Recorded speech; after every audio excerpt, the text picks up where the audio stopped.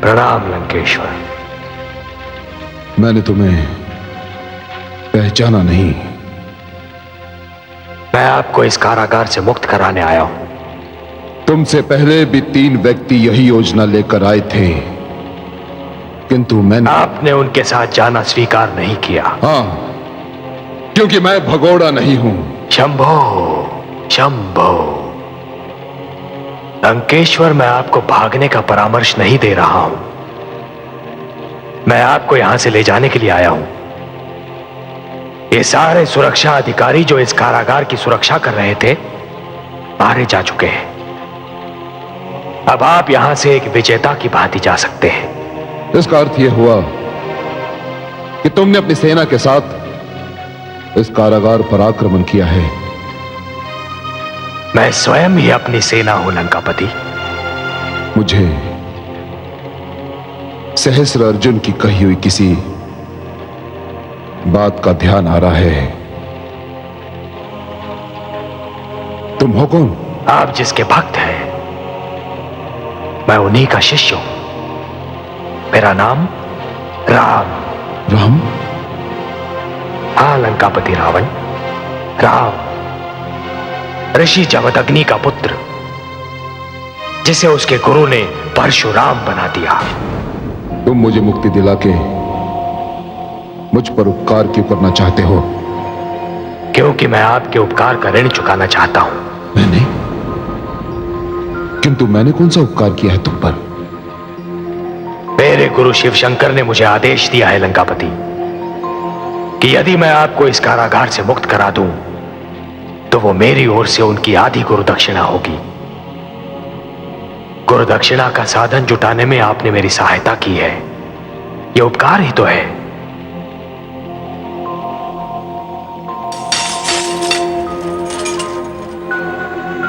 मेरी बात मानकर आप मुझ पर उपकार ही तो करेंगे।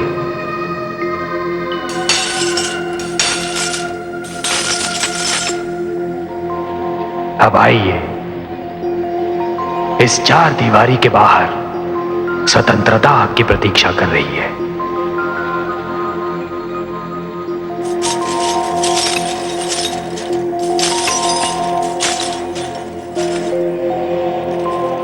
परशुराम,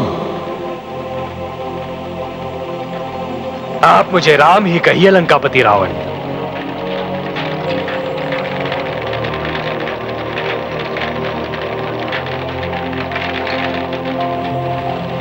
राम, इस समय स्वतंत्रता के बदले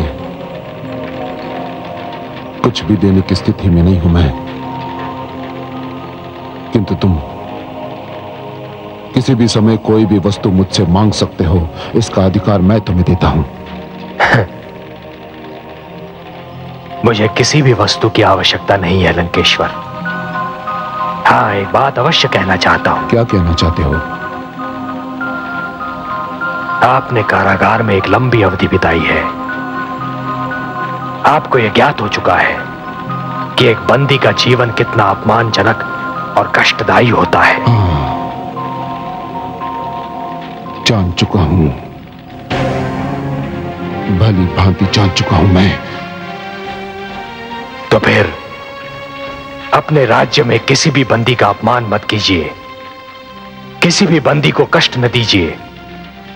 बस यही मेरी कामना है। मैं तुम्हें वचन देता हूं राम, कि बंदियों के साथ उनके वर्ग और श्रेणी के अनुसार ही व्यवहार करूंगा। मैं वचन देता हूं। राम, तुम्हारा धनुष बहुत सुंदर है। यह मेरे गुरु शिव शंकर का उपहार है लंकापति। मैं सदैव इसका सम्मान करूंगा।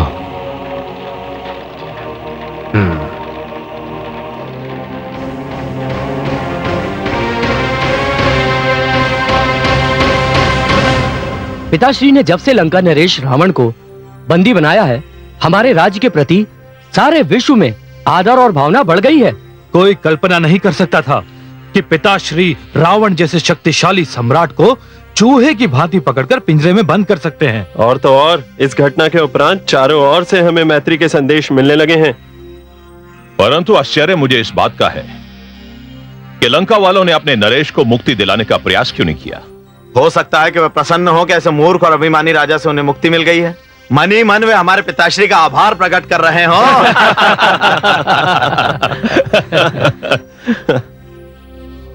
महाराज सहस्त्रार्जुन की जय हो। कहो महामंत्री, कुशल तो है? चुप क्यों हो महामंत्री? महाराज, लंकापति रावण कारागार से भाग निकलने में सफल हो गया। क्या? कैसे? भोर भये जब प्रातःकाल के पारी वाले संतरी कारागार पहुंचे तो क्या हुआ? रावण कारागार में नहीं था। और वो संतरी, वो कहां मर गए थे? वो सत्य ही मर चुके थे। कारागार में उपस्थित समस्त सैनिक मारे जा चुके थे। तो इसका अर्थ यह हुआ कि रावण की सेना की एक टुकड़ी ने कारागार पर आक्रमण करके रावण को छुड़ा दिया। महाराज, एक घायल बंदी ने बताया कि किसी सेना की टुकड़ी ने आक्रमण नहीं किया था। तो फिर? उसका कहना था कि केवल चुप क्यों हो गए? उसने बताया कि केवल एक नवयुवक ने कारागार में घुसकर सबको मार भी डाला और रावण को छुड़ा भी ले गया।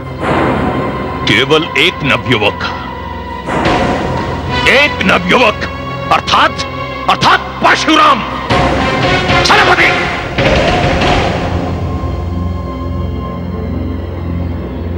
आज्ञा महाराज। एक क्षण का विलंब किए बिना आंधी की गति से जाओ और ऋषि जमदग्नि के आश्रम को घेरकर परशुराम को ढूंढो और उसी स्थान पर उसी क्षण उसका वध कर दो। जो आज्ञा महाराज।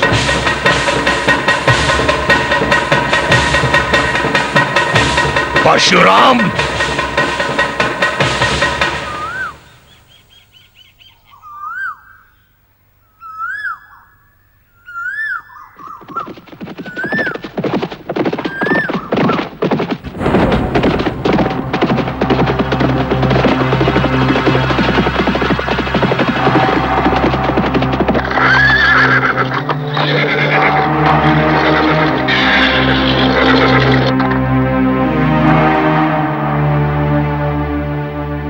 ऋषिवर, कहां है तुम्हारा पुत्र परशुराम? वो यहां इस आश्रम में नहीं रहता। सैनिकों, जी सेनापति। आश्रम के कोने कोने में देख लो। जो आज्ञा सेनापति। ढूंढो से। जाओ। आप बाहर चलिए।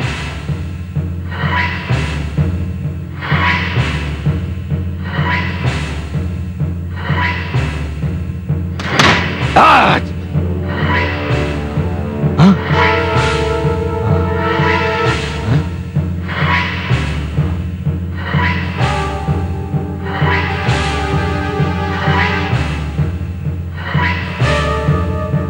चलो।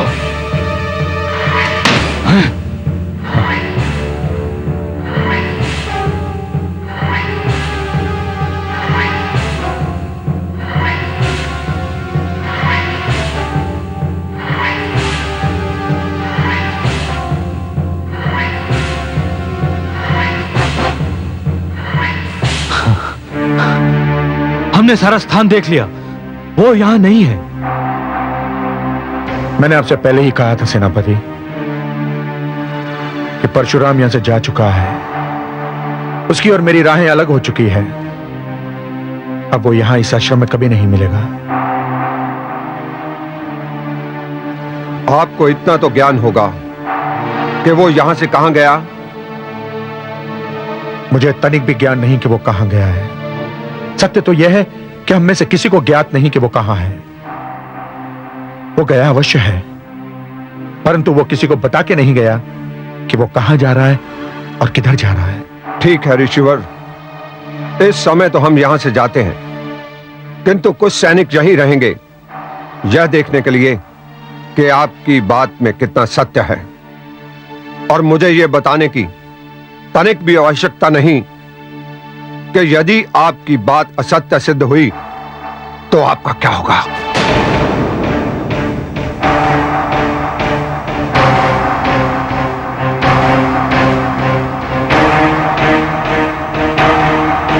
चलो।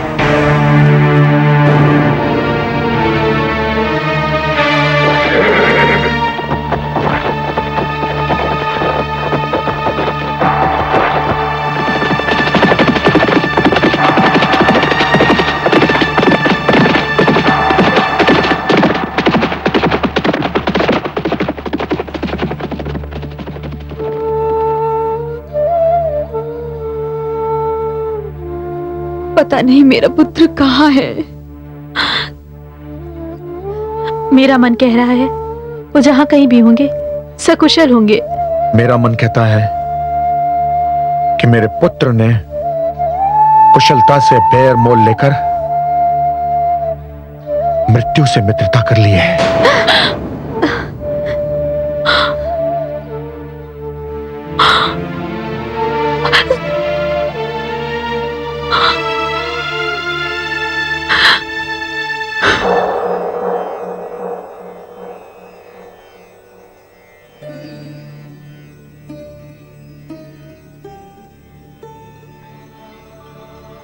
शंभो, हे शिव शंभो।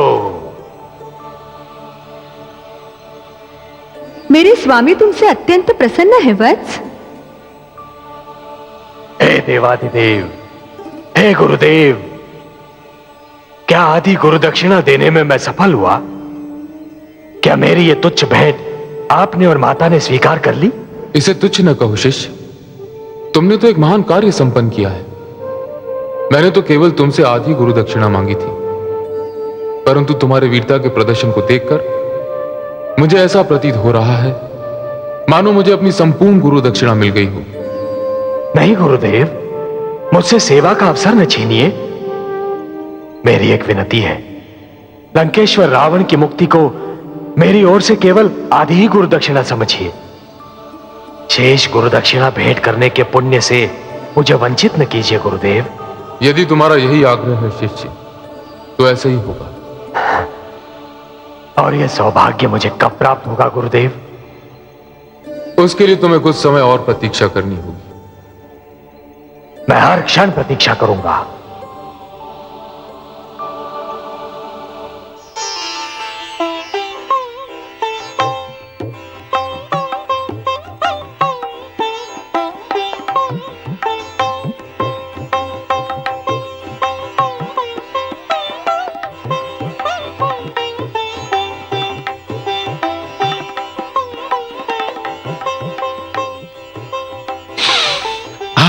रेणुका, आज आपने कुछ अधिक ही मन लगाकर खीर बनाई है। केसर की सुगंध तो मुझे बाहर ही मिल गई थी और मुझे रहा नहीं गया।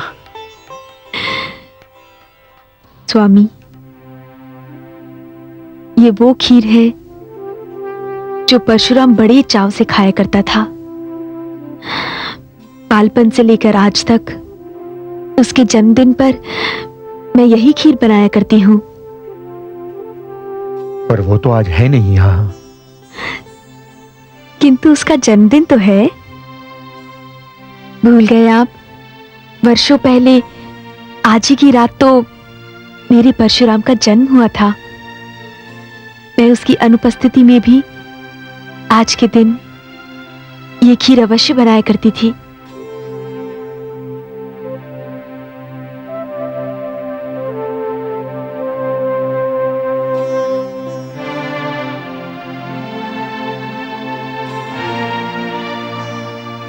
क्या वास्तव में ये खीर परशुराम को बहुत भाती थी? हाँ, वो तो इस खीर की सुगंध पाते ही उतावला हो उठता था। पता नहीं उसे स्मरण भी है या नहीं कि आज उसका जन्मदिन है। ये खीर का पात्र मुझे दे दीजिए। अवश्य, किंतु क्यों? मैं इसे लेकर उसके पास जाऊंगी। इस समय रात्रि में? दुष्ट सहस्रार्जुन के राज्य में रातें अधिक सुरक्षित होती हैं। दिन में तो उसके सैनिक भूखे भेड़ियों की तरह भ्रमण करते रहते हैं। लाइए, मुझे खीर दे दीजिए, मैं अभी लेकर जाती हूँ।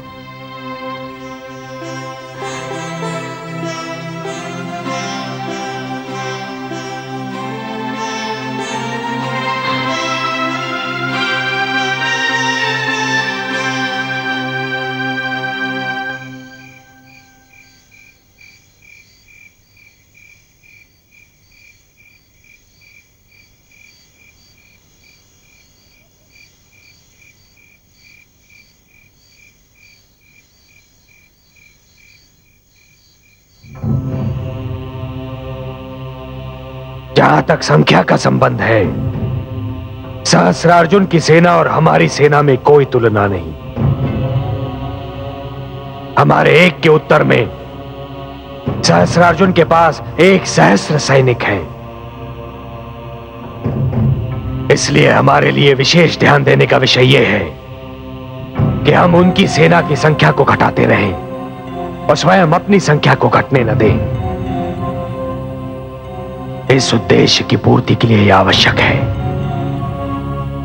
कि हम प्रचलित युद्ध प्रणाली के स्थान पर कोई ऐसी रणनीति बनाएं जिससे सहस्रार्जुन और उसके सैनिक अनभिज्ञ हों।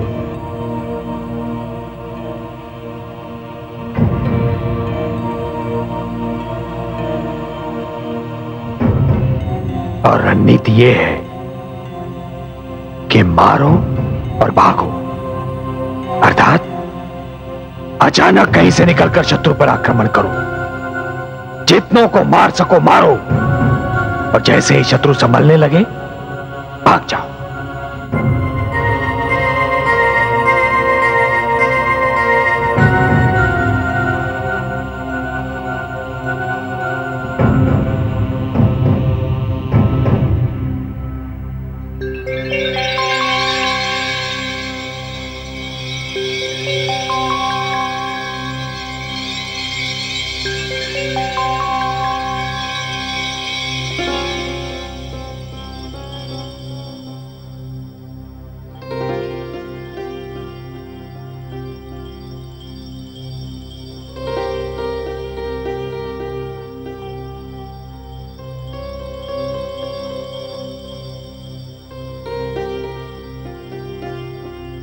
जन्मदिन की बधाई हो राम।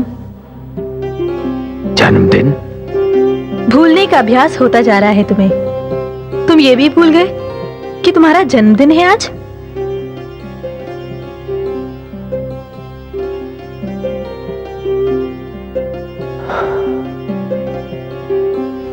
अनामिका, मैं तो अपना जन्मदिन केवल उसी दिन मनाऊंगा जब यह धरती सहस्रार्जुन के अत्याचार से मुक्त और उसके बोझ से रिक्त हो जाएगी।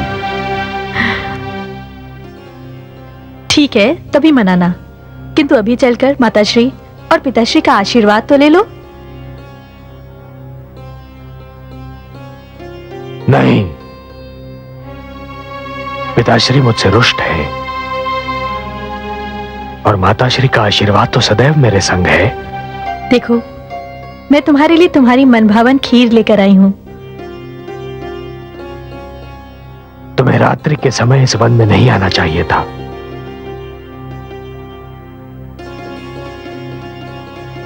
कुछ कार्य ऐसे भी होते हैं जिन्हें करने की ठान लो तो मन से सारे भय निकल जाते हैं। अनामिका, तुम एक नारी हो। भावुकता तुम्हारी शक्ति भी है और दुर्बलता भी।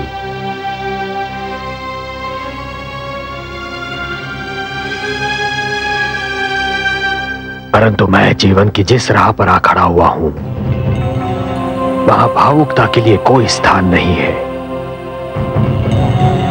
मैं बहता हुआ वो जल हूं जिसका एक स्थान पर ठहर जाना असंभव है। तुम्हारे पिताश्री के आश्रम में कई नेत्र ऐसे हैं जो तुम्हारे लौटने की प्रतीक्षा करते रहते हैं।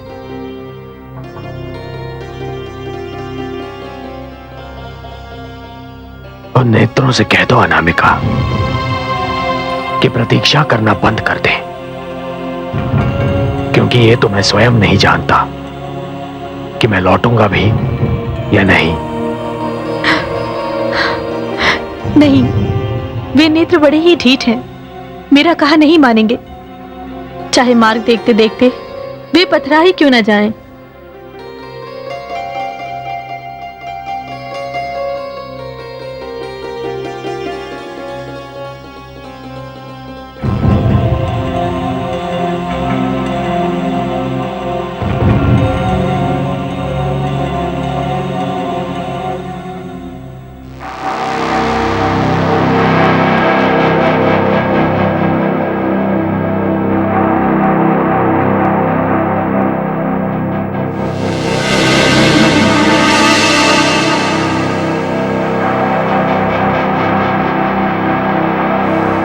महाराज की जय हो। मुझे स्मरण किया महाराज ने। हां सेनापति, हमें सूचना मिली है कि परशुराम आश्रम को छोड़कर पास के किसी वन में छुपा है। सेवक आपकी आज्ञा की प्रतीक्षा में है। सैनिकों को लेकर जाओ और स्मश वन को छान मारो, और यदि उसका पता चल जाए तो हमें तुरंत सूचना दो। जो आज्ञा महाराज।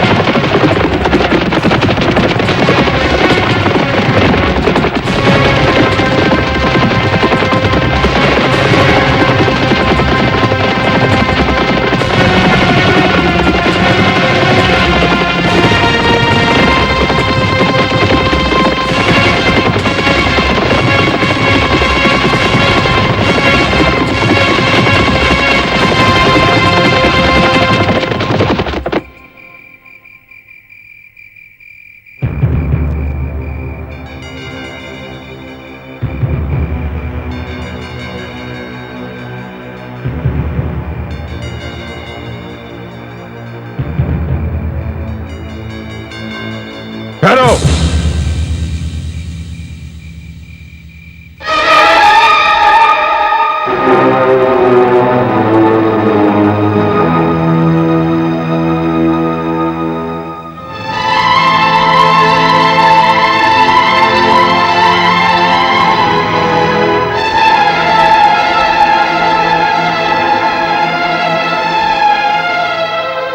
कहाँ जा रहे हो? वन में गुरुदेव। इतनी रात्रि गए वन में क्या करने जा रहे हो? मित्र परशुराम से प्रशिक्षण लेने जा रहे हैं। क्या? परशुराम से प्रशिक्षण लेने? युद्ध का प्रशिक्षण लेने गुरुदेव। क्या? युद्ध का प्रशिक्षण? युद्ध का प्रशिक्षण? कदाचित तुम ये भूल रहे हो शिष्यों। तुम्हारे माता पिता ने तुम्हें यहां मेरे आश्रम में युद्ध का प्रशिक्षण लेने नहीं, शास्त्रीय नियमों की शिक्षा ग्रहण करने के उद्देश्य से भेजा है। यह सत्य है गुरुदेव, परंतु यह भी सत्य है कि हम केवल शास्त्रीय नियम सीखकर दुष्ट सहस्त्रार्जुन के आक्रमण का सामना नहीं कर सकते। हमें शस्त्र उठाना ही होगा, हमें युद्ध करना ही होगा। युद्ध हमारा कर्म क्षेत्र नहीं। हे गुरुदेव, समय की मांग यह है कि हमें अपना कर्म क्षेत्र बदलना चाहिए। तुम भी वही भाषा बोल रहे हो, वही भाषा बोल रहे हो जो परशुराम बोलता है। परंतु स्मरण रहे कि परिणाम क्या हुआ। आज परशुराम इस आश्रम का अंश नहीं, और यदि मैं सिद्धांत के मतभेद पर अपने पुत्र को आश्रम से निकल जाने का आदेश दे सकता हूं, तो मैं ये आदेश तुम लोगों को भी दे सकता हूं।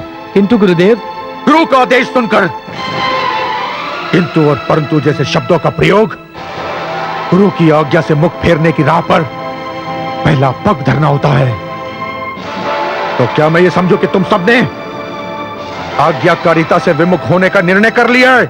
नहीं गुरुदेव, हम में इतनी शक्ति नहीं कि हम अपने गुरु का आदेश टाल सके। तो फिर जाओ, लौट जाओ यहां से, और ये मेरा आदेश है कि आज के उपरांत परशुराम से युद्ध का प्रशिक्षण लेने कोई नहीं जाएगा। जाओ।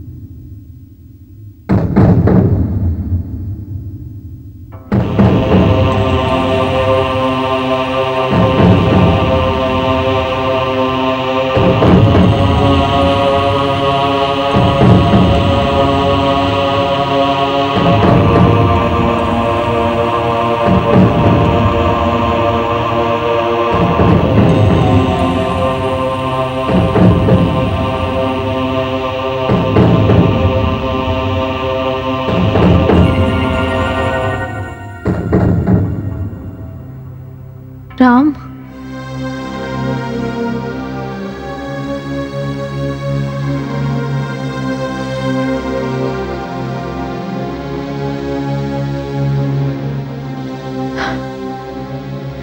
मुझे खेद है राम कि तुम जिनकी प्रतीक्षा कर रहे हो वो यहाँ नहीं आएंगे, कदाचित कभी नहीं आएंगे। अर्थात तुम्हारे पिताश्री को ज्ञात हो चुका है कि तुम उनके शिष्यों को युद्ध का प्रशिक्षण दे रहे हो। उन्होंने उन्हें यहाँ ना आने का और तुमसे प्रशिक्षण ना लेने का आदेश दिया है। इस संकट का पूर्व अनुमान तो अवश्य था, किंतु चिंता नहीं थी। ऐसे संकट भी मेरा मार्ग नहीं रोक पाएंगे। मैं अकेला ही लड़ूंगा। मुझे तुम्हारी वीरता पर संदेह नहीं है, किंतु नीति पर है। क्यों? मुझे ज्ञात है कि तुम अकेले ही समस्त सेना पर भारी हो और इसका प्रमाण भी मैं देख चुकी हूं। किंतु सहस्त्रार्जुन की सेना से लड़ने के लिए किसी दूसरी सेना को प्रशिक्षण देने का उद्देश्य केवल एक सेना का निर्माण करना नहीं था।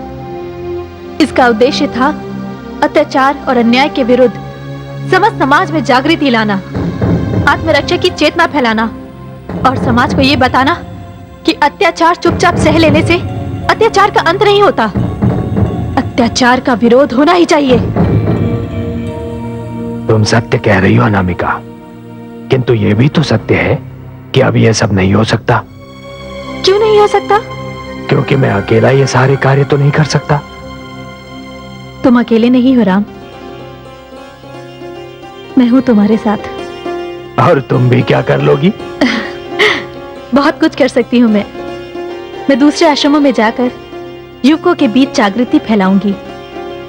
मैं उन्हें तुम्हारे साथ तुम्हारी सेना में सम्मिलित होने के लिए प्रेरित करूंगी। मैं दिन भर तुम्हारे माता पिता और सुशीला की सेवा करूंगी और रात्रि में तुम्हारा संदेश फैलाऊंगी। ये युद्ध केवल है ही क्षत्रियों और भार्गव के मध्य नहीं है, ये तो एक अत्याचारी वर्ग के विरुद्ध समस्त समाज का युद्ध है। उस वर्ग के विरुद्ध है जो गुरुकुल और आश्रमों की संस्कृति को मिटाने पर तुला हुआ है। अनामिका, मेरे मन में तुम्हारे लिए आदर बढ़ गया है। मैं कामना करता हूं कि चेतना की जो अग्नि तुम्हारे मन में भड़क रही है उसका स्पर्श हर नारी के मन को हो। किंतु मुझे भय भी लग रहा है अनामिका कि यदि ये सब पिताश्री को ज्ञात हो गया तो वो तुम्हें वो सब नहीं करने देंगे जो तुम करना चाहती हो। मुझे कोई रोक नहीं पाएगा, तुम्हारे पिताश्री भी नहीं। मैं उसे आगे ले ही लूंगी, चाहे इसके लिए मुझे झूठ का ही सहारा क्यों ना लेना पड़े। झूठ? तुम कहना क्या चाहती हो? यही कि जब जीवन का मूल आधार संकट में हो, जीवन के समस्त सिद्धांत संकट में हो, भविष्य संकट में हो, तो जीवन की रक्षा करने के लिए सत्य और असत्य में अंतर अर्थहीन हो जाता है।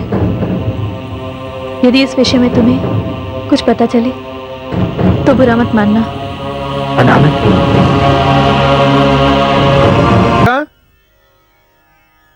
अनामिका,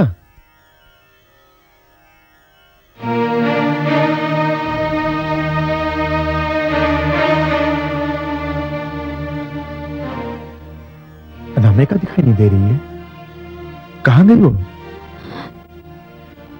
जी तुम्हारा मौन बहुत कुछ कह रहा है देवी। मैं जानता हूं अनामिका परशुराम से मिलने गई है, क्योंकि केवल अनामिका को ज्ञात है कि परशुराम कहां है इस वन में है। यदि जानते हैं तो पूछ क्यों रहे हैं? इसलिए पूछ रहा हूं कि अनामिका मेरे मित्र प्रियव्रत की पुत्री है और उसकी देखभाल के लिए हम दोनों ही उत्तरदायी हैं। परशुराम भी हमारा ही पुत्र है। मेरा यह अर्थ नहीं था रेणुका, मैं कुछ और कहना चाहता था। अनामिका बहुत ही कोमल और भावुक कन्या है। मैं जानता हूं कि वो आपको बहुत अच्छी लगती है, मुझे भी बहुत अच्छी लगती है। परंतु पुत्र परशुराम ने जिस पथ पर पग धर दिया है न रेणुका, वो कांटों से भरी है। अपनी कोमलता के कारण अनामिका उस पथ पर परशुराम के साथ नहीं चल पाएगी। मैं नहीं चाहता कि मेरे परम मित्र की पुत्री भावुकता के वेग में कोई अनुचित निर्णय ले ले। मैं उसे रोकना चाहता हूं रेणुका। अब बहुत देर हो चुकी है गुरुवर, मैं निर्णय ले चुकी हूं। क्या निर्णय ले लिया तुमने? कांटों भरे पथ पर आपके पुत्र राम का साथ देने का, उनके साथ चलने का।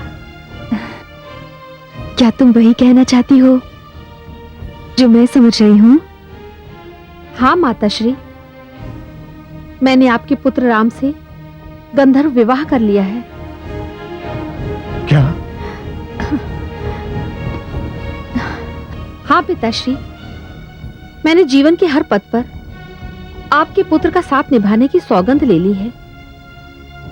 और अब यदि आप मुझे रोकने का प्रयत्न करेंगे तो इसका अर्थ यह होगा कि आप मुझे अपने धर्म निर्वाह से रोक रहे हैं।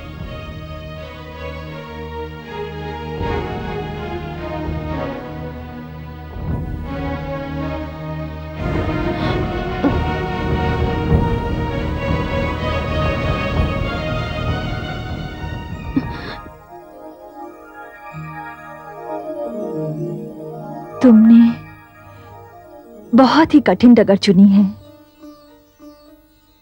किंतु मैं तुम्हें आशीर्वाद ही दूंगी,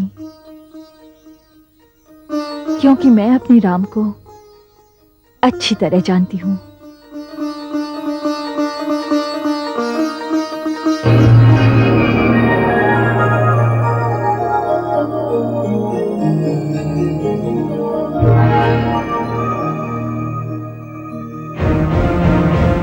तुमने झूठ क्यों बोला? मैंने तुमसे पहले ही कहा था, तुम्हारे अभियान को सफल बनाने के लिए यदि मुझे झूठ का सहारा लेना पड़ा तो तुम बुरा मत मानना। परंतु इतना बड़ा झूठ कि हमने विवाह कर लिया है। तुम्हारे लिए झूठ हो सकता है, किंतु मेरे लिए ये अधिक से अधिक अर्ध सत्य है। अर्ध सत्य? मैं समझा नहीं।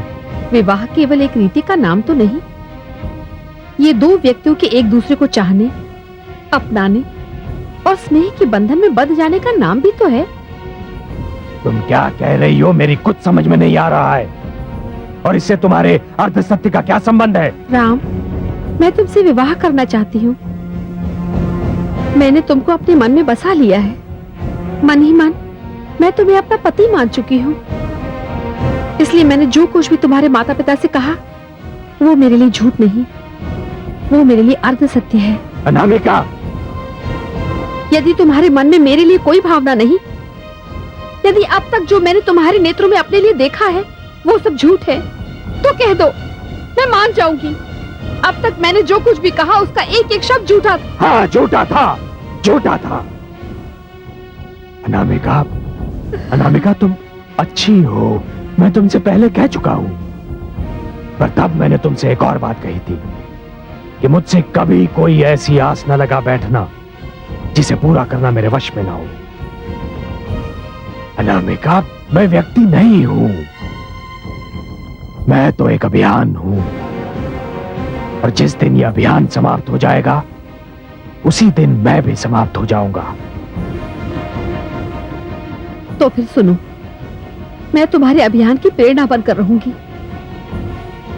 अभियान समाप्त होता है तो प्रेरणा अपने आप समाप्त हो जाती है।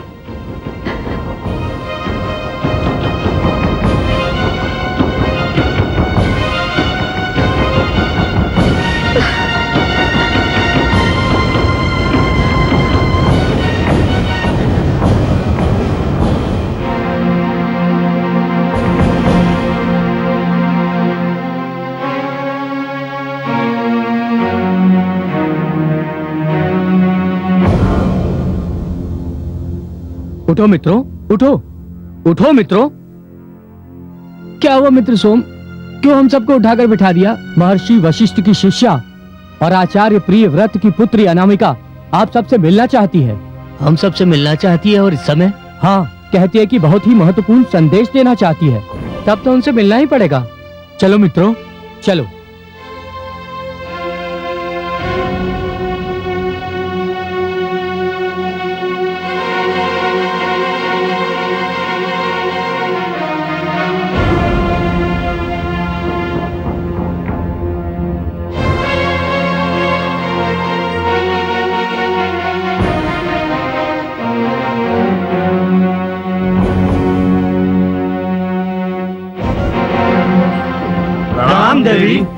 प्रणाम बंधुओं, मैं आप सबसे एक प्रश्न पूछना चाहती हूँ।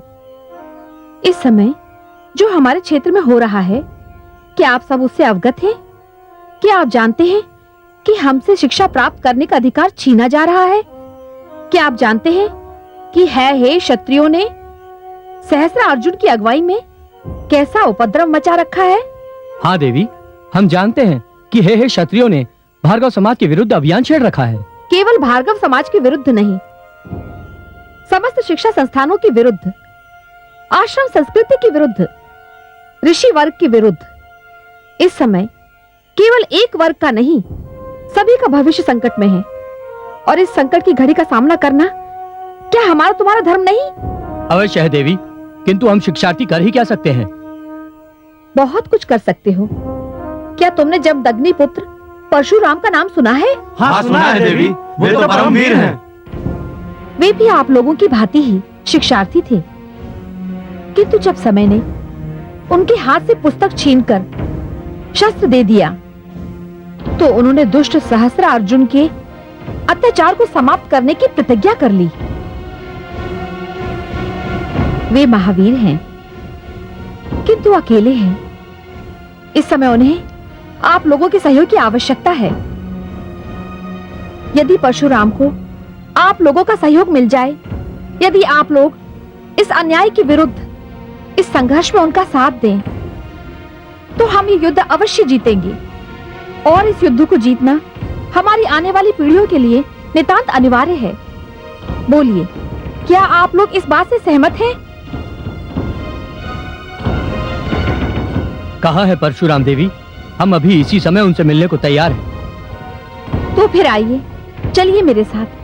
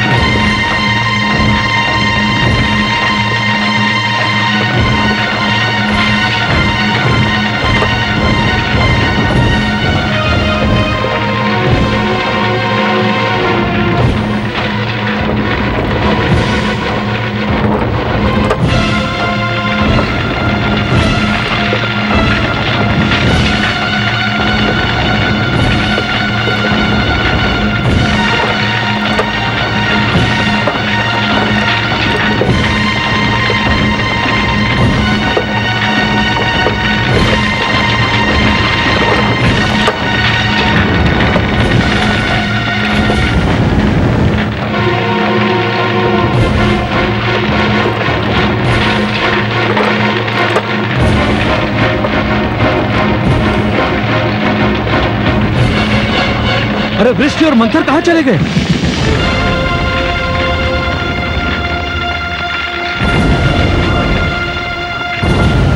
वो लोग जहां गए हैं अब तुम्हें भी वहीं जाना होगा।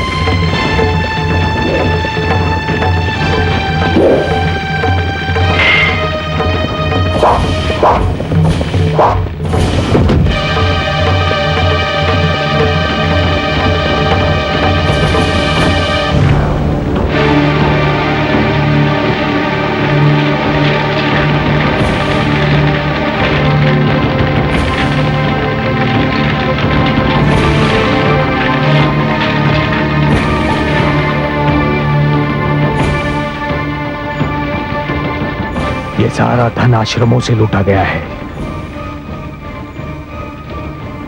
कल भोर होने से पहले ये सब उन्हीं आश्रमों को लौटा दो जहां से ये लूटा गया है। आपकी आज्ञा का पालन होगा।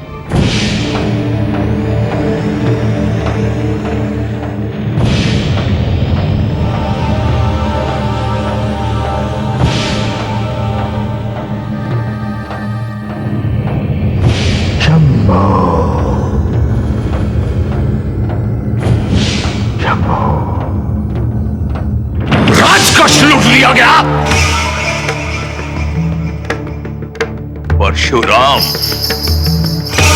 परशुराम के अतिरिक्त किसी को इतना साहस नहीं कि शस्त्र अर्जुन का कोष लूट सके।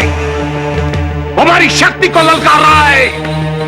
यदि उसे तनिक भी ढील दी गई तो पानी सर के ऊपर हो जाएगा। परशुराम का अंत आवश्यक है। कठिनाई तो यह है महाराज कि कोई नहीं जानता कि अपने पिता ऋषि जमदग्नि से मतभेद के बाद परशुराम कहां जाकर छुप गया। सर ऋषि जमदग्नि भी नहीं जानते कि उनका पुत्र कहां है।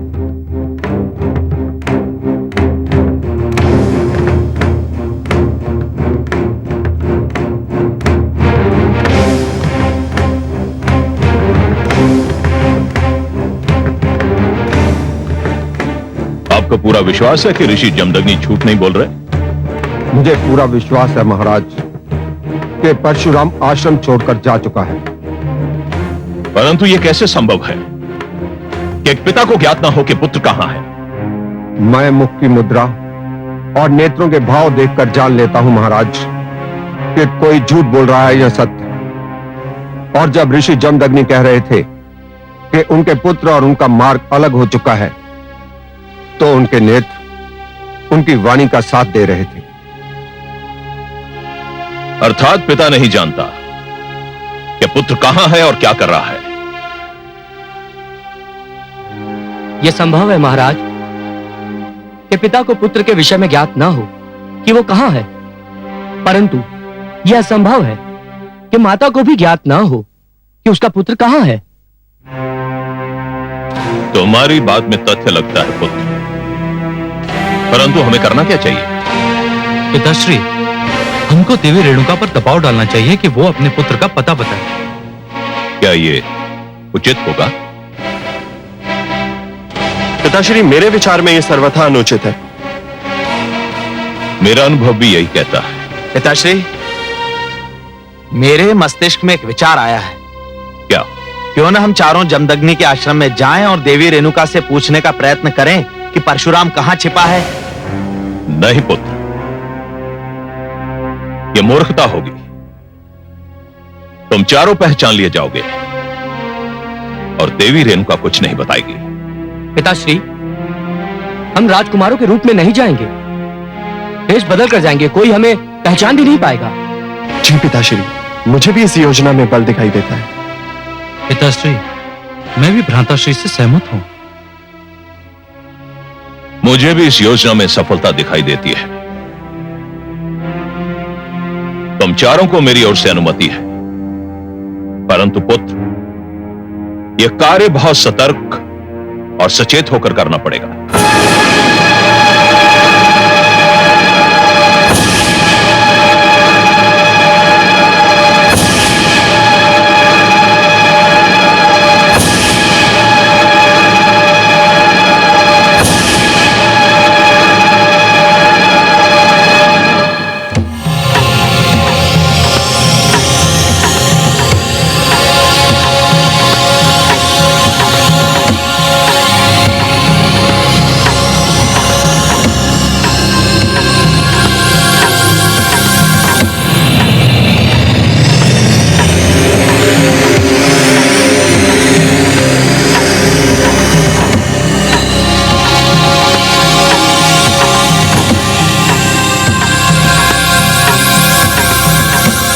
भिक्षाम देहि, भिक्षाम देहि।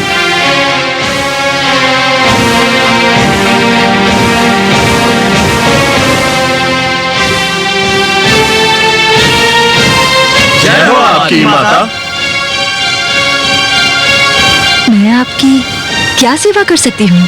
माता, हम ब्राह्मण विद्यार्थी हैं, मार्ग भटक गए हैं और भूखे भी हैं। अतिथिगण, आप न तो ब्राह्मण हैं और न ही विद्यार्थी। ब्राह्मण इसलिए नहीं हैं क्योंकि आप लोगों के शरीर पर यज्ञोपवीत अर्थात जनेऊ नहीं है, और विद्यार्थी इसलिए नहीं क्योंकि आप लोगों के मुख पर विद्यार्थियों के परिश्रम की नहीं, राजकीय ऐश्वर्य की झलक स्पष्ट दिखाई दे रही है। हाँ, मैं मान सकती हूँ कि आप मार्ग भटक गए हैं और आपको भूख भी लगी है। इस ऋषि की कुटिया में जो कुछ भी बना है उसे आप स्वीकार करें। मैं अपने पुत्रों के लिए भोजन बना रही थी। यदि आप उसे ग्रहण करेंगे तो मुझे प्रसन्नता होगी। अरे, मेरे पुत्र भी आ गए।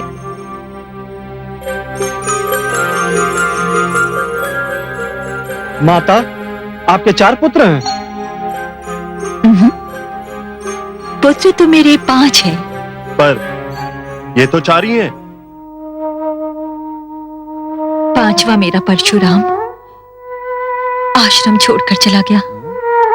चला गया है? कहाँ? पता नहीं कहाँ। अपने पिता से सिद्धांतों पे मतभेद होने के कारण मेरा पुत्र आश्रम छोड़कर कहीं चला गया है।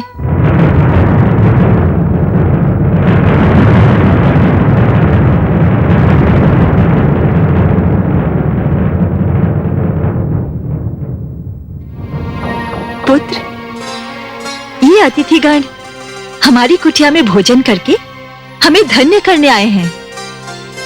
अहो भाग्य हमारे अतिथिगण, पधारिए। पधारिए ना, आप रुक क्यों गए? अब जबकि आप हमें पहचान ही गई हैं, तो हम भोजन नहीं करेंगे। क्यों? क्षमा करें माता, हमें ऋषि आश्रम के भोजन का कुछ अधिक चाव नहीं है। हम अपने भवन में बहुत स्वादिष्ट भोजन करते हैं।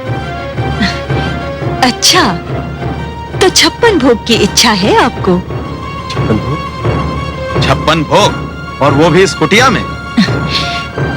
पुत्र कलश, अनामिका से कहो कि सुशीला को ले आए। जी माता श्री। आइए।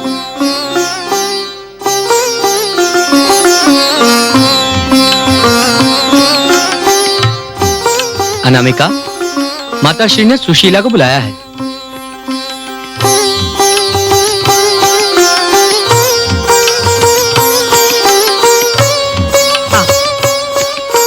आइए।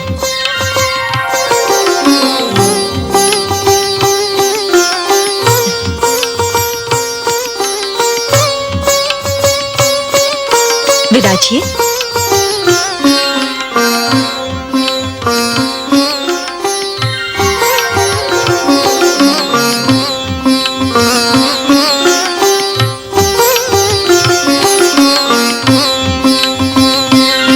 लीजिए, सुशीला आ गई। अब बताइए, कैसा भोजन भाता है आपको? हम समझ नहीं सके।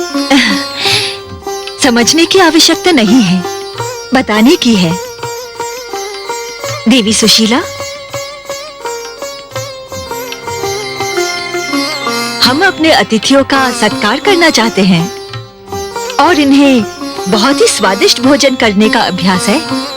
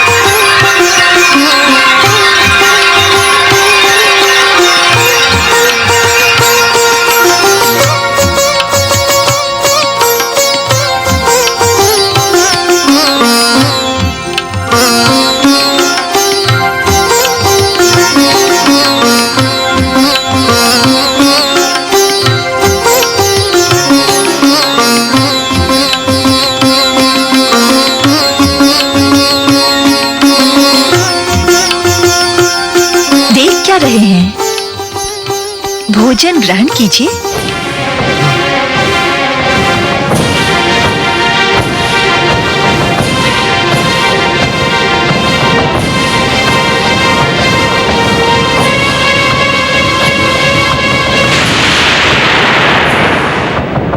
इसका अर्थ यह हुआ कि परशुराम हमारे क्षेत्र से कहीं दूर चला गया। उसे भय होगा कि हमारे सैनिक कहीं उसे पकड़ ना ले। यही लगता है पिताश्री। तुमने आसपास के क्षेत्र में उसे ढूंढने का प्रयत्न किया? हमने प्रयास भी किया और लोगों से पूछताछ भी की। परशुराम का कहीं पता नहीं। बहुत दिनों से वो कहीं दिखाई भी नहीं पड़ा है। परशुराम तो हमें कहीं दिखाई नहीं पड़ा, परंतु जो दिखाई पड़ा उससे तो हमारी बुद्धि अभी तक चकराई हुई है। क्या देख लिया तुमने? एक गाय। गाय? हाँ पिताश्री, एक विचित्र गाय। सुशीला नाम है उसका। उससे जो भी मांगा जाए वो पलक झपकते ही प्रस्तुत कर देती है। देवी रेणुका ने हमें बताया कि वो किसी की कोई भी इच्छा पूरी कर सकती है।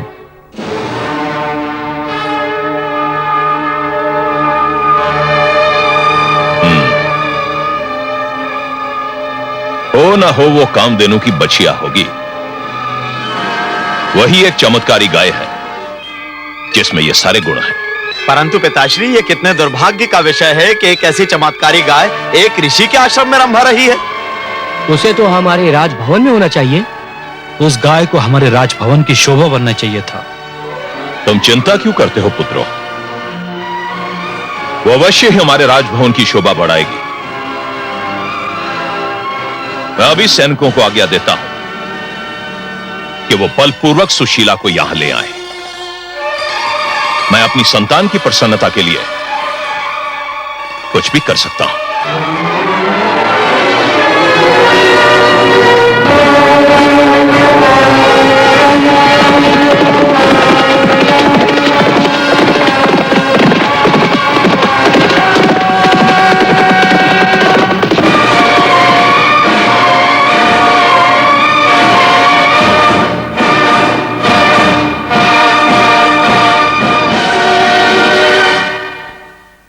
फिर आ गए सेनापति? चिंतित मत होइए ऋषिवर, आज हम आक्रमण करने या आश्रम फूंकने नहीं आए हैं। तो फिर क्यों आए हो यहां?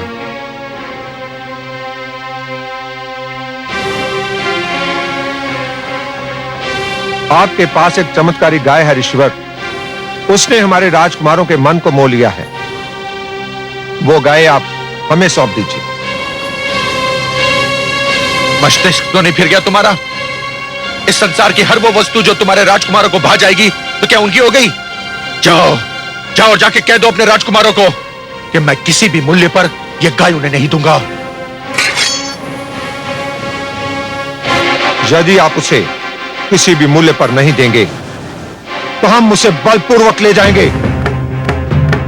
यह अन्याय मत कीजिए सेनापति, मत कीजिए।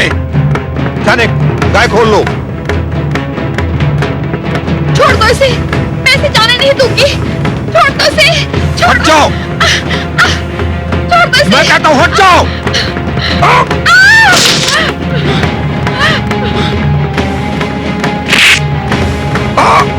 धूर्त!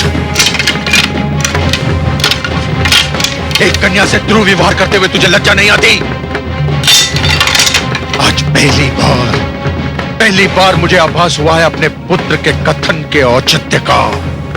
वो सत्य कहता था, कभी कभी शस्त्र उठाना ही अहिंसा का सबसे बड़ा प्रमाण होता है। जाओ,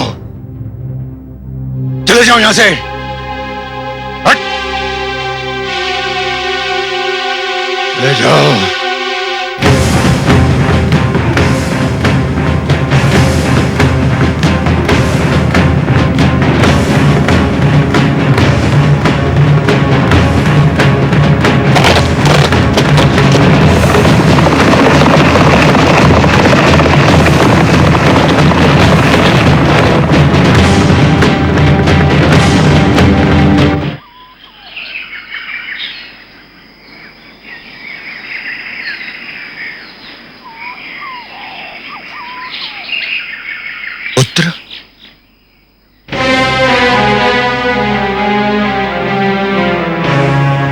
मुझे तुम्हारा ठिकाना अनामिका ने बताया। मैं तुमसे मिलना चाहता था। तो मुझे बुलवा लिया होता। नहीं पुत्र, मैं तुमसे कुछ कहना चाहता था, इसलिए स्वयं ही आना चाहता था।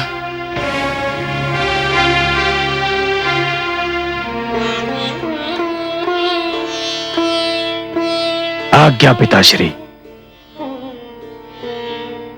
मैं ये कहने आया हूं पुत्र कि भूल यदि बड़ों से भी हो तो उन्हें अपनी भूल सिर झुकाकर मान लेनी चाहिए, और यदि छोटों का विचार तर्क संगत हो तो बड़ों का कर्तव्य है कि उस विचार का आदर करें। पिताश्री, मैं ठहरो, मेरी बात पूरी नहीं हुई। पुत्र, तुमने अहिंसा और कायरता के मध्य जिस सूक्ष्म अंतर का वर्णन किया था वो मैं अब समझ पाया हूं। तुमने ठीक कहा था पुत्र, अहिंसा यदि शत्रु को कायरता दिखाई देने लगे तो शत्रु का भ्रम तोड़ना अनिवार्य है। मैंने आज अपने सिद्धांत के विपरीत शस्त्र उठा लिया है और मैं उस पर लज्जित नहीं हूं। पिताश्री, मुझे हर्ष है कि आपने अपना सिद्धांत बदल दिया। हाँ पुत्र, जब सेनापति ने अनामी को धक्का दिया तो मुझे यह विश्वास हो गया कि यदि मैंने अब भी शस्त्र नहीं उठाया तो इसका अर्थ यह होगा कि मैं अहिंसा के नाम पर नारी पर होने वाला अत्याचार भी चुपचाप सहन कर सकता हूं। पिताश्री, तो क्या मैं ये समझ लूं कि अब आप मुझसे पूर्णतया सहमत हैं? मैं सहमत अवश्य हूं, किंतु पूर्णता से नहीं। मेरा अब भी यही अटूट विश्वास है पुत्र, यदि शस्त्र उठाना अनिवार्य हो जाए तो भी केवल आत्मरक्षा के लिए उठाना चाहिए। मैं तुम्हारे इस विचार से तनिक भी सहमत नहीं हूं पुत्र। इस शस्त्र का प्रयोग आक्रमण के लिए किया जाए। परंतु पिताश्री, कभी कभी आक्रमण ही आत्मरक्षा का सर्वोत्तम उपाय सिद्ध होता है। आक्रमण केवल आक्रमण होता है और आक्रमण चाहे किसी पर भी हो, मैं उसका विरोध करता हूं। मुझे हर्ष है पिताश्री कि आप मेरे तर्क के महत्व को तो जान गए। एक दिन आप मेरी विचारधारा से भी अवश्य सहमत होंगे। बस शिव शंभो से यही प्रार्थना है कि इसे समझने में अधिक विलंब न हो। मैं केवल तुम्हारा आभार प्रकट करने आया था पुत्र।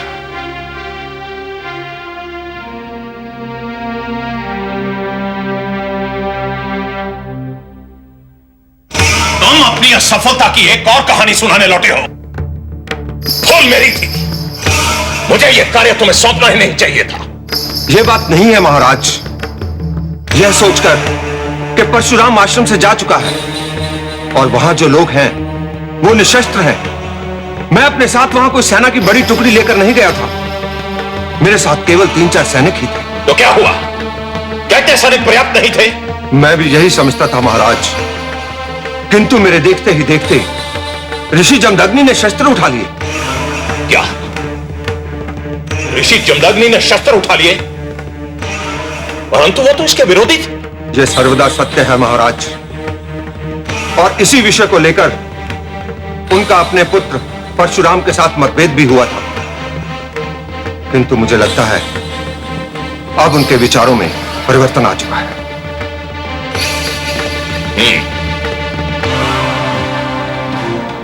यह शुभ संकेत नहीं है सेनापति, और इस पर रोकथाम लगाना आवश्यक है। मैं सुशीला को छीनने ऋषि जमदग्नि के आश्रम में स्वयं जाऊंगा। तुम जा सकते हो महाराज।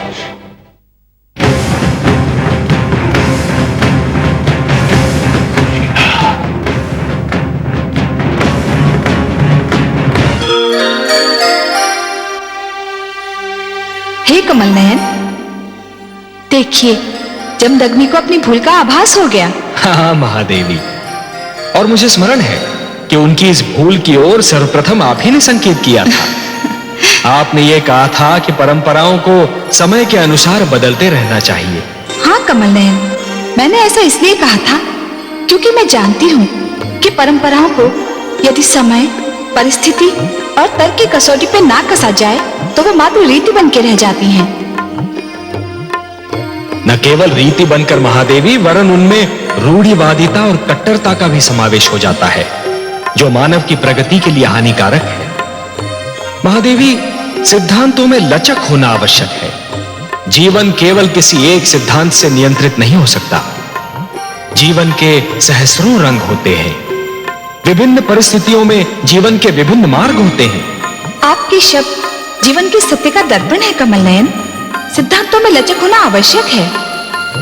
और प्रगति में सबसे बड़ी रुकावट तभी उत्पन्न होती है महादेवी, जब मानव प्राचीन डगर से हटना नहीं चाहता, जब वो नई विचारधाराओं से भयभीत हो जाता है। महादेवी, मानव जाति को यह समझ लेना चाहिए कि केवल एक ही वस्तु है जो सदा रही थी और सदा रहेगी भी। वो वस्तु ऐसी है जो अमर है, जो अनंत है, और उसका नाम है परिवर्तन। महादेवी परिवर्तन ही है जो सदैव होता रहा है और सदैव होता भी रहेगा, क्योंकि परिवर्तन ही मानव जाति की प्रगति का रहस्य है।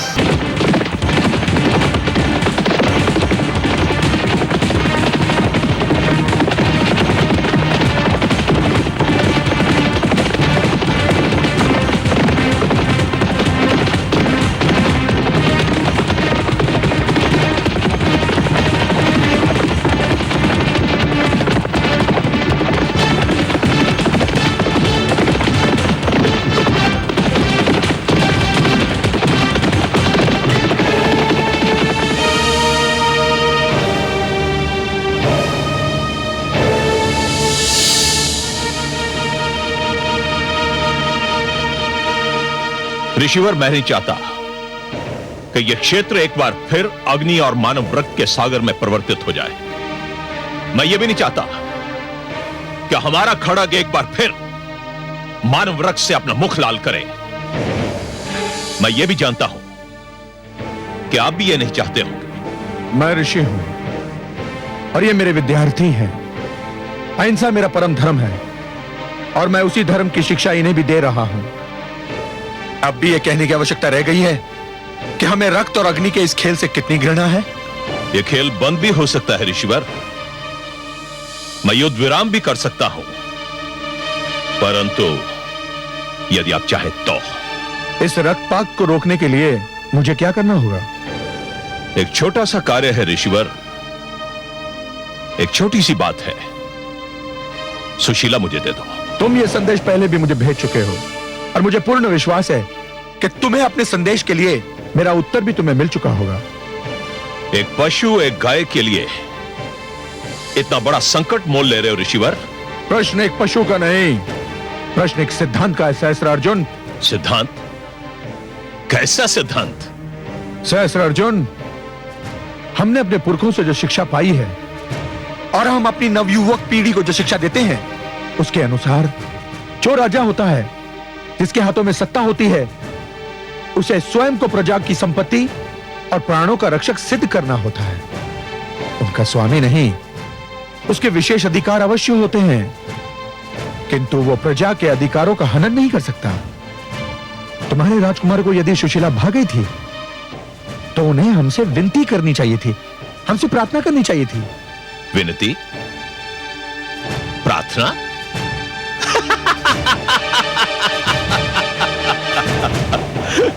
ऋषिवर, आप जिन शब्दों का प्रयोग कर रहे हैं ना, ये ना तो क्षत्रिय भाषा का अंश है और ना ही बन सकते हैं। स्पष्ट और सरल बात यह है ऋषिवर कि हमारे पुत्रों ने सुशीला की मांग की है और उनकी मांग पूरी करना पिता के नाते हमारा कर्तव्य है। तो फिर तुम भी सुन लो सहस्त्रार्जुन, सुशीला मेरी संपत्ति है और अपनी संपत्ति की रक्षा करना मेरा भी धर्म है। और यह धर्म आप कैसे निभाएंगे ऋषिवर? शस्त्र उठाकर। शस्त्र उठाकर?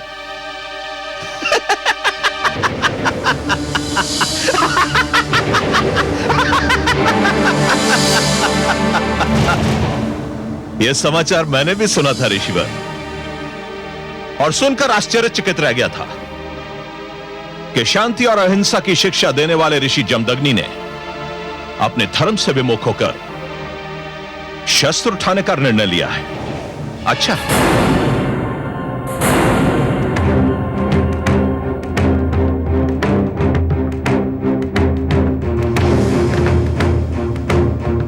सहस्त्रार्जुन, जब ये भ्रम फैलने लगे ये अहिंसा और कायरता दो शब्द हैं, किंतु उनका अर्थ एक ही है, तो फिर हिंसा का लक्ष्य बनने वाले हर व्यक्ति, हर वर्ग का यह कर्तव्य है कि वो इस भ्रम को दूर कर दे। तो आप मुझ पर आक्रमण करेंगे? नहीं, किंतु यदि तुमने आक्रमण किया तो मैं समस्त शक्ति के साथ आत्मरक्षा अवश्य करूंगा।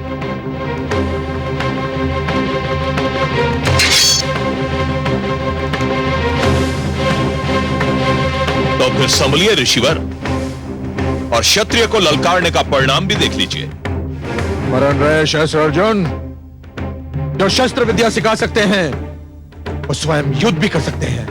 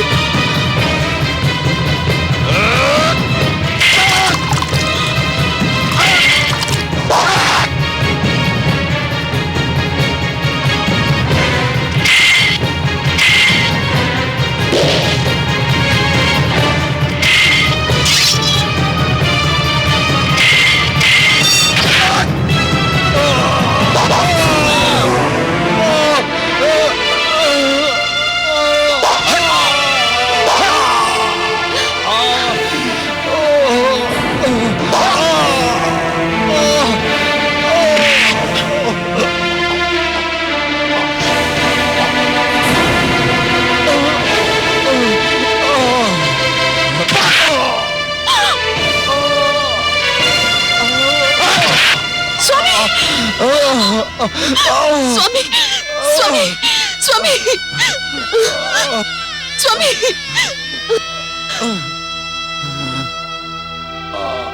मुझे खेद है ऋषिवर कि आप अपने शिष्यों को शस्त्र विद्या तो अवश्य सिखा सकते हैं, लेकिन इन शस्त्रों का प्रयोग करना आपके वश की बात नहीं। आचार्य होना और बात है और योद्धा होना और बात। यदि आपने मुझे यह गैया सौंप दी होती तो आपको अपने परिवार और इन शिष्यों के बीच लज्जित न होना पड़ता।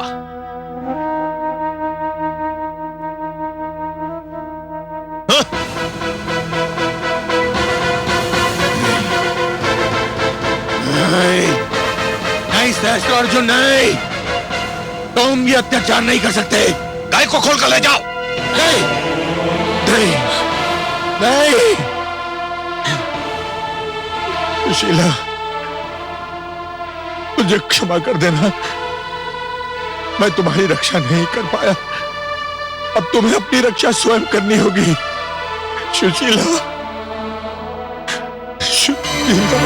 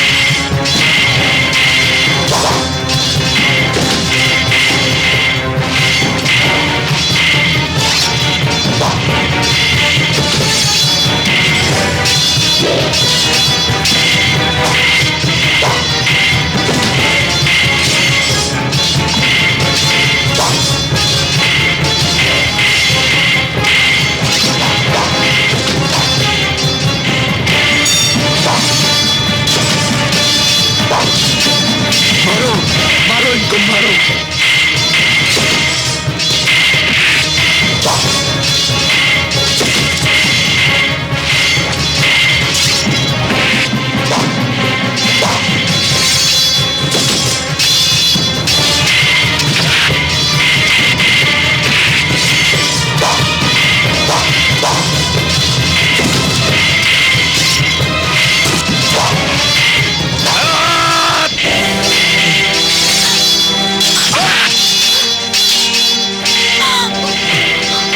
यदि तुमने अपने सैनिकों को नहीं रोका तो मैं इस ऋषि की गर्दन काट दूंगा।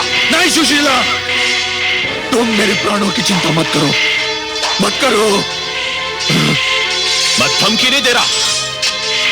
यदि तुमने तनिक भी विलंब किया तो जो मैंने कहा है मैं कर दिखाऊंगा। नहीं, तुम अपना कार्य करो, मेरे प्राणों की चिंता मत करो सुशीला, मेरे प्राणों की चिंता मत करो, मत करो।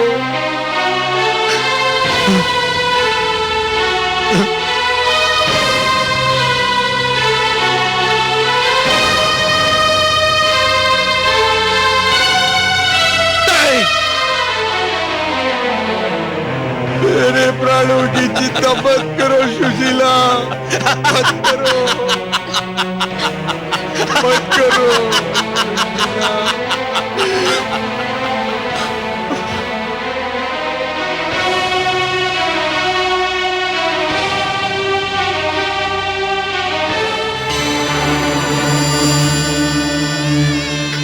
मत करो सुशीला, मत करो,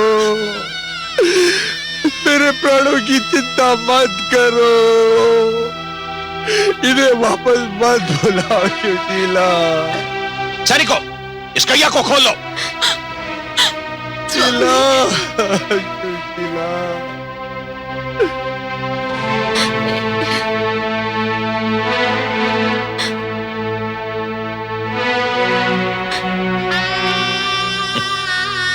मेरे प्राणों की चिंता मत करो। छोड़ दो सुशीला को, ये कहीं नहीं जाएगी।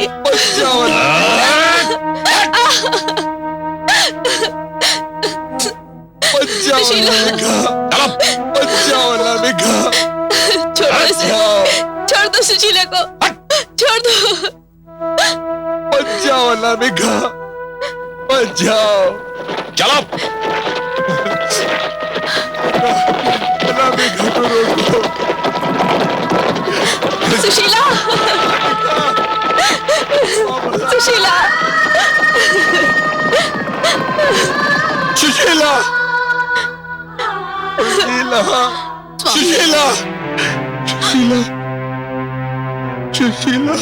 स्वामी, स्वामी, स्वामी, पुत्र, स्वामी, स्वामी क्या हुआ?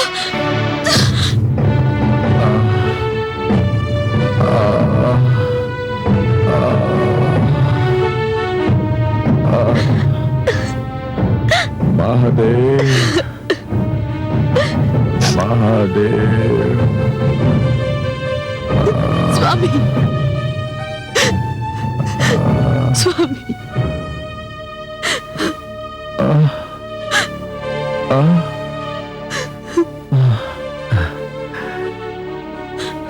परशुराम, पुत्र तुम सत्य कहते थे। आवश्यकता पड़ने पर शस्त्र केवल आत्मरक्षा के लिए नहीं,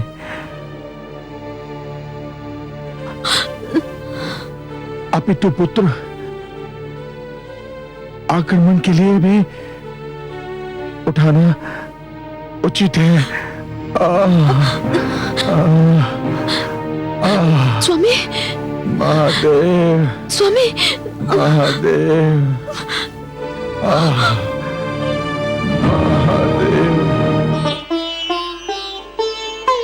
क्या हो गया है दुष्ट सहस्रार्जुन को? भोली भाली गौ सुशीला को छीन कर ले गया। ये तो घोर पाप है।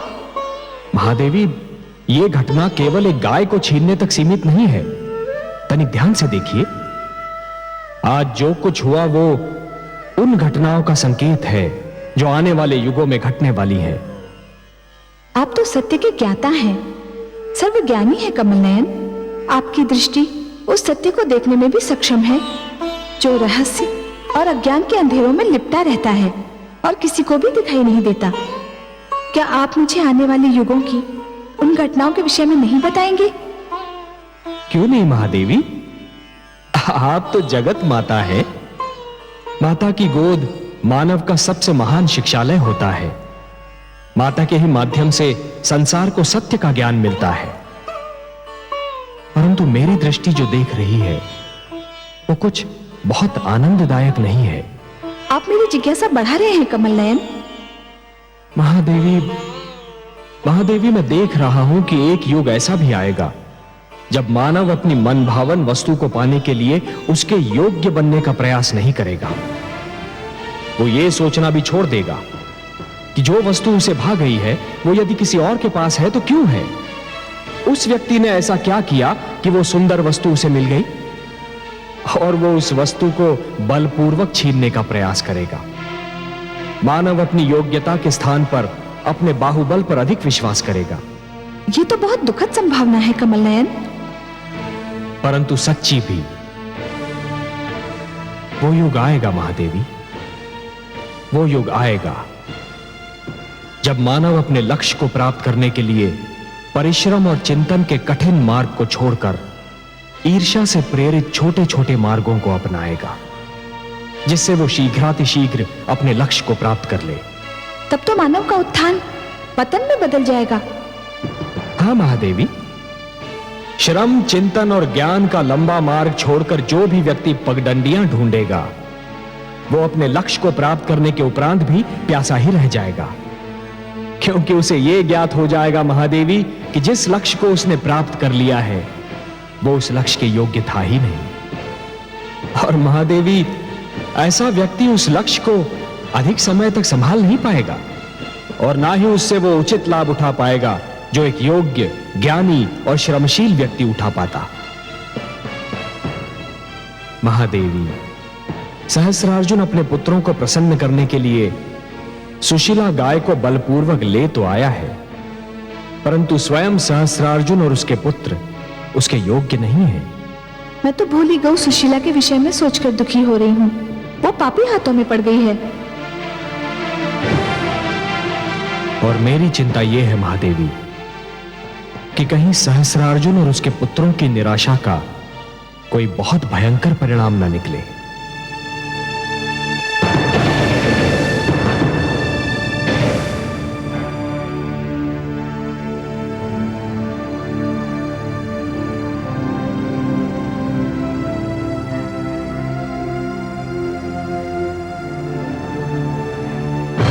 मेरे राजकुमारों, मेरे पुत्रों, मैंने तुम्हारी मनोकामना पूरी कर दी है। तुम्हें ऋषि जमदग्नि की गाय सुशीला भागी थी ना। मैं तुम्हें यह दिखाना चाहता था कि तुम्हारा पिता अपने पुत्रों से कितना प्रेम करता है। मैं सुशीला को ले आया हूं। सुशीला बाहर उपस्थित है, तुम जाकर देख सकते हो। सम्राट सहस्रार्जुन की जय, पिताश्री की जय। हमें गर्व है कि ईश्वर ने हमें इतना प्रेमी पिता दिया है। हमें आप पर गर्व है पिताश्री। आपने हमारी हार्दिक इच्छा पूरी कर दी है पिताश्री। ये तो तुम्हारे भाग्य अच्छे थे पुत्रों कि परशुराम अपने पिता से झगड़ा करके आश्रम से कहीं दूर चला गया था, नहीं तो सुशीला को यहां तक लाना इतना सरल नहीं था। तुमने सत्य ही कहा था पुत्रों। सुशीला एक चमत्कारी गाय है। मैं उसके चमत्कार अपनी आंखों से देख चुका हूं। क्या सुशीला ने आपके लिए कोई बाधा उत्पन्न की? बाधा? पुत्र, यदि मैंने ऋषि जमदग्नि को अपनी ढाल ना बुला लिया होता तो संभवतः ना मेरी सेना बचती ना मैं। यदि मैंने सुशीला को लाने का वचन ना दिया होता तो मैं ये जोखिम कदापि ना उठाता। आपको कोटि कोटि धन्यवाद। पुत्र, सुशीला जैसी चमत्कारी गाय के न रहने से ऋषि जमदग्नि तो हमारा कुछ नहीं बिगाड़ सकता, परंतु परशुराम की मुझे अब भी चिंता है। पिता पुत्र के मार्ग अलग हो चुके, अब हमें क्या चिंता? रक्त जल से गाढ़ा होता है पुत्र। इस झगड़े की अवधि पर भरोसा करना बहुत बड़ी मूर्खता होगी। परशुराम बलवान है, उसे जीत पाना बहुत कठिन है। जो रावण को इतने कड़े पैरे से छुड़ा कर ले जा सकता है, उसकी शक्ति को कम समझना आत्महत्या करना होगा। मैं अकेला उसका सामना नहीं कर सकता। हम चारों आपके साथ हैं पिताश्री, और अपने जीवन के अंतिम क्षण तक आपके साथ रहेंगे। तुम चारों का साथ भी मेरे लिए पर्याप्त नहीं होगा पुत्र, इसलिए मैंने निर्णय लिया है कि जिस प्रकार परशुराम भार्गवों को एकत्रित कर रहा है, उसी प्रकार मैं भी क्षत्रियों को संगठित करूंगा। क्षत्रिय वंशों ने मेरा साथ देने का निर्णय लिया है। मैंने कल ही उनकी सभा बुलाई है।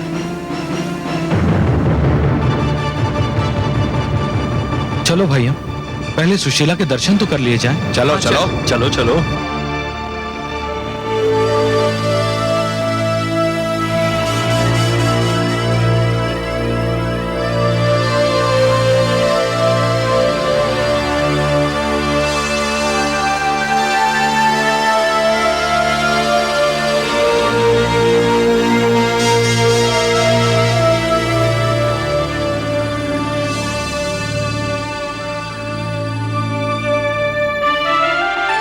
स्वामी,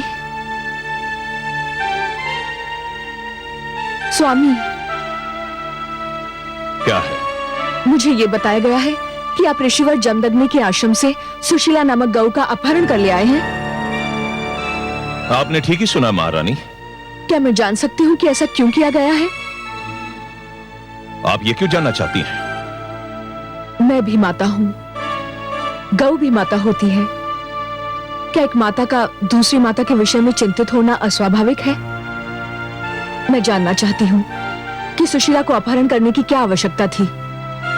सुशीला हमारे पुत्रों को भागी थी महारानी, और उनकी इच्छा थी कि उसे यहां लाया जाए, क्योंकि उस गऊ का स्थान राजा का भवन है, ऋषि का आश्रम नहीं। इस कारण हम उसे यहां ले आए। स्वामी, संतान की इच्छा पूरी करना पिता का धर्म है, और मैं समझता हूं कि संतान की इच्छा पूरी हो जाने पर प्रसन्न होना माता का भी धर्म होता है। संतान को उनके अधिकार और कर्तव्य की पहचान कराना उसकी माता और उसके पिता दोनों का धर्म है। संतान को जीवन का वो अनुभव नहीं होता जो माता पिता को होता है।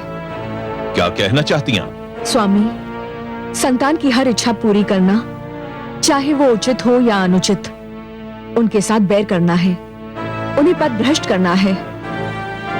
वे तो बालक हैं, उनकी बुद्धि और विचार शक्ति अभी भलीभांति विकसित नहीं हुई है।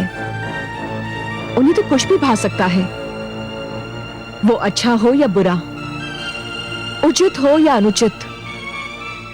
उन्हें यह बताना कि उनकी कौन सी मांग उचित है और कौन सी अनुचित आपका और मेरा धर्म है। और मुझे दुख है कि आपने अपना धर्म नहीं निभाया।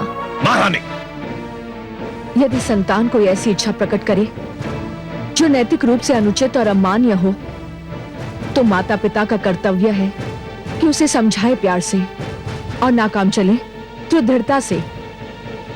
सुशीला का अपहरण और ऋषि जमदग्नि पर प्राणलेवा आक्रमण जैसे दो महान पाप आपने किए हैं। स्वामी, कहीं हमारे परिवार को इनका दंड न भोगना पड़े। आप व्यर्थ में अपना समय नष्ट कर रही हैं महारानी। जो होना था वो हो चुका।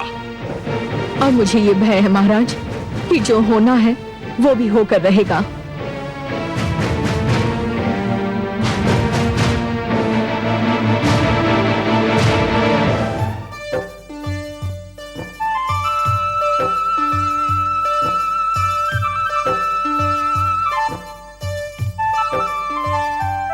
अहो भाग्य हमारे जो आपने अपने दर्शन दिए। हमारे राजभवन पधार कर आपने हमें कृतार्थ किया देवी। आपने जब हमें आश्रम में 56 भोग का स्वाद चखाया था, हमने उसी समय आपकी महानता के समक्ष शीश नवा दिए थे। जिस प्रकार आपने आश्रम में हमारी इच्छा पूरी की थी, ठीक उसी प्रकार आज भी हमारी इच्छा पूरी करने की कृपा करें। हम चारों भाइयों के लिए 4 ऐसी सुंदर कन्याएं प्रकट करो जिनका यौवन मदिरा के कलश की तरह छलक रहा हो, जिनके मुख चंद्रमा और केश श्रावण की काली घटाओं के समान हो। परंतु ठहरो, सुरा के बिना सुंदरी का क्या आनंद। हमें ऐसे सुरा कलश ला कर दो जिन्हें पीकर हम संसार के सारे दुख भूल जाएं। इतना विलंब देवी? रेणुका के कहने पर तो आपने पलक झपकते ही स्वादिष्ट भोजन का प्रबंध कर दिया था। हाँ देवी, ऐसा स्वादिष्ट भोजन तो आज तक हमें अपने राजमहल में भी नहीं मिला।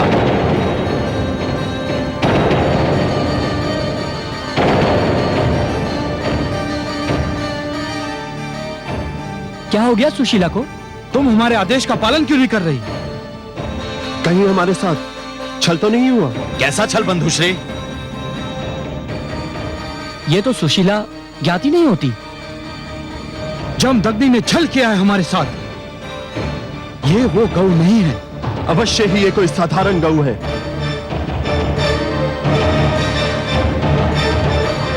ए गौ, हम तुझे अंतिम अवसर देते हैं, हमारी इच्छा पूरी कर दे, नहीं तो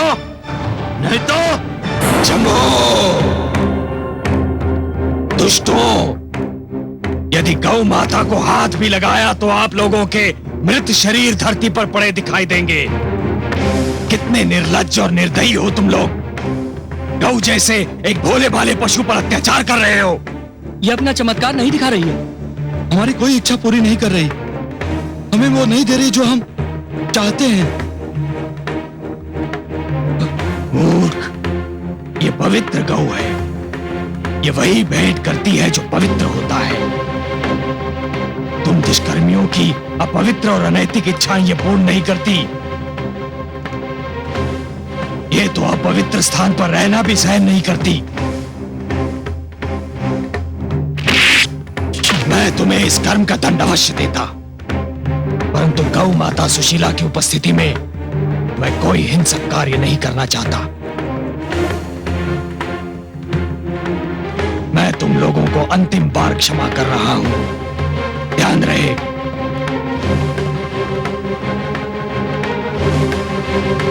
चलिए माता, ये स्थान आपके लिए अपवित्र है। चलिए।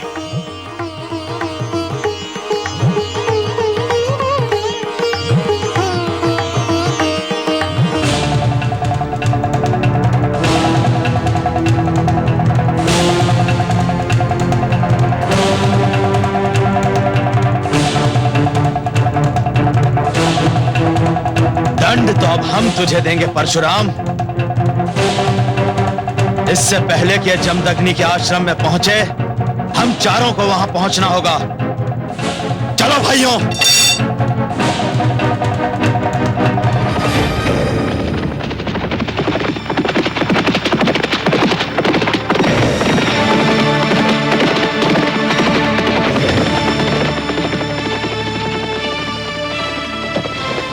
क्षत्रिय कुलभूषण राज श्री विश्वामित्र को सूचना दीजिए कि क्षत्रिय सम्राट शस्त्रार्जुन उनसे भेंट करना चाहते हैं। पधारिए सम्राट। गुरुवर संध्या वंदन में व्यस्त हैं। मैं अभी जाकर उन्हें सूचित करता हूँ।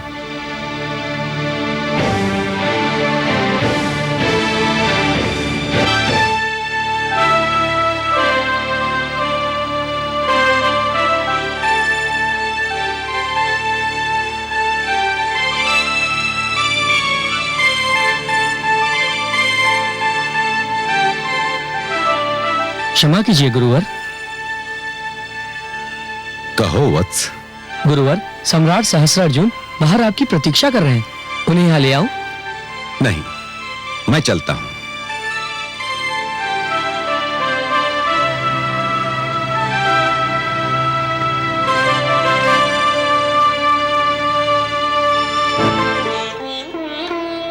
प्रणाम महाराज ऋषि विश्वरथ। प्रणाम महाराज। तुमने मुझे विश्वरथ के नाम से संबोधित किया है। कदाचित तुम तक यह सूचना नहीं पहुंच सकी कि चरित्र और चोले के साथ ही मेरा नाम भी परिवर्तित हो चुका है। अब यह संसार मुझे महर्षि विश्वामित्र के नाम से पुकारता है। संसार आपको चाहे किसी नाम से भी पुकारे ऋषवर, आप मेरे लिए कल भी क्षत्रिय कुलोत्पन्न ऋषि विश्वरथ थे और आज भी वही हूं। चरित्र और चोला बदलने से जन्म नहीं बदल जाता ऋषिवर, और आप जन्म से क्षत्रिय हो। वह एक भूली हुई कहानी है सहस्त्रार्जुन। यदि तुम चाहो तो इसे मेरा नया जन्म भी कह सकते हो। अब मैं वह नहीं हूं जो था। विचित्र विडंबना है ऋषिवर। लोग समझते हैं कि चरित्र और वर्ग बदलने से धर्म और संस्कार बदल जाते हैं। परशुराम ब्राह्मण होने के उपरांत अपने आप को क्षत्रियों का पालक समझ रहा है,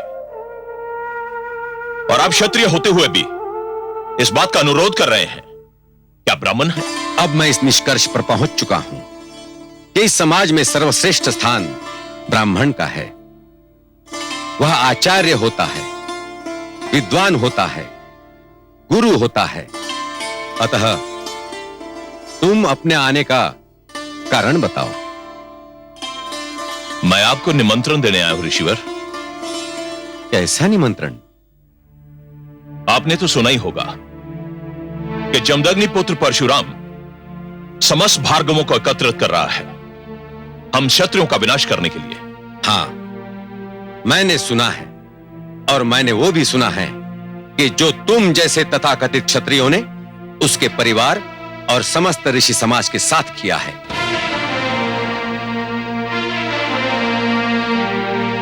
मैंने जो कुछ भी किया है ऋषिवर, वह क्षत्रिय समाज की प्रभुसत्ता स्थापित करने के लिए किया था, और जो कुछ भी करूंगा उसी उद्देश्य के साथ करूंगा।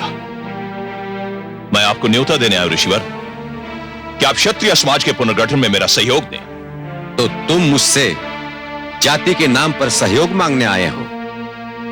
यही समझ लीजिए ऋषिवर। तब तो मुझे खेद है सहस्त्रार्जुन कि मैं तुम्हें निराश ही करूंगा। मैं जातिवाद के पक्षपात को मानव समाज की प्रगति की राह का सबसे बड़ा रोड़ा समझता हूं। हे सहस्त्रार्जुन, तुम्हारे पिताश्री कृतवीर्य एक महान व्यक्ति थे, और भगवान दत्तात्रेय ने भी तुम्हें प्रसन्न होकर सहस्त्र बाहुओं का बल दिया था। वो इसलिए नहीं कि तुम्हारे सहस्त्र बाहु अत्याचार के सहस्त्र द्वार खोल दे। तो आप इस बात से सहमत नहीं है ऋषिवर कि हम क्षत्रियों को अपने बचाव के लिए एक होना चाहिए? तुम आक्रमण को बचाव कहते हो, अत्याचार को आत्मरक्षा समझते हो। नहीं सहस्त्रार्जुन, मैं तुमसे तनिक भी सहमत नहीं। तुम आज किस मुंह से क्षत्रिय एकता की बात कर रहे हो? क्या तुम भूल गए कि तुमने स्वयं 25 क्षत्रिय राजाओं का वध किया था? मेरा तुम्हें यह परामर्श है कि वो डगर छोड़ दो जो विनाश की ओर जाती है। जाओ, चले जाओ यहां से। मैं तुम्हारे लिए कुछ भी नहीं कर सकता।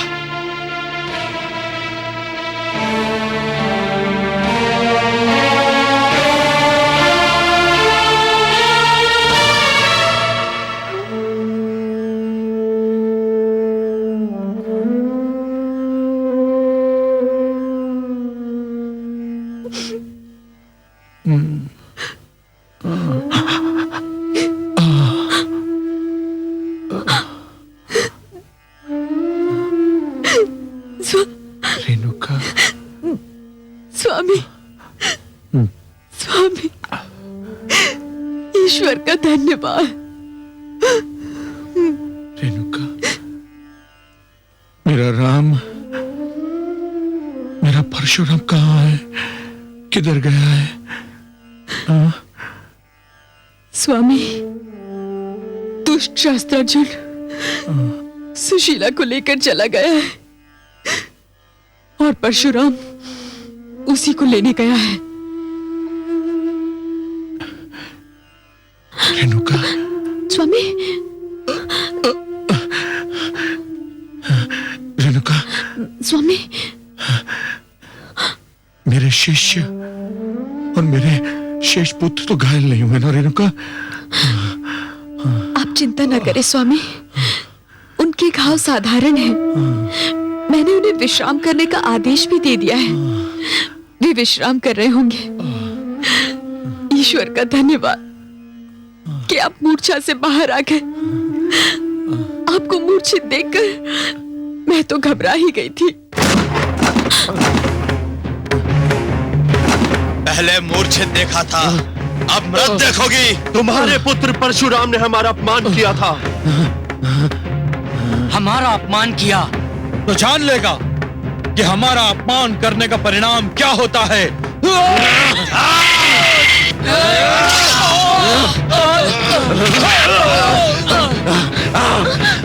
आओ, आओ सब बोलो।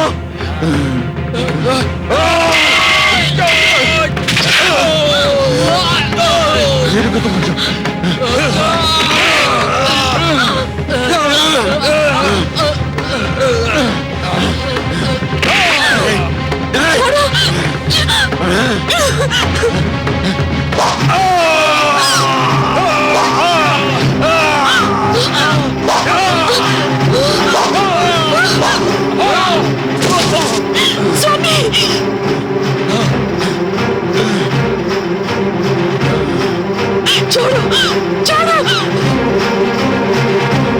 स्वामी।